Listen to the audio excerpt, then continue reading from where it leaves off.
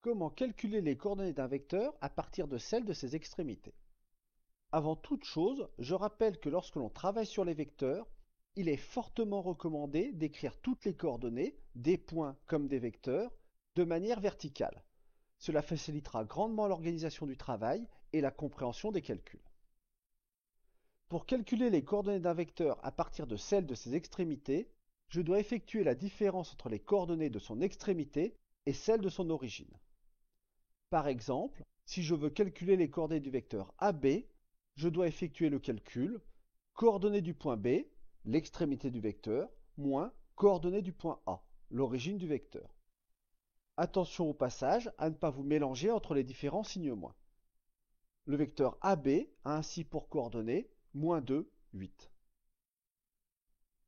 Et si maintenant je souhaite connaître les coordonnées du vecteur DC, je dois effectuer le calcul coordonnées du point C, l'extrémité du vecteur, moins coordonnées du point D, l'origine du vecteur. Le vecteur DC a pour coordonnées 5, 6.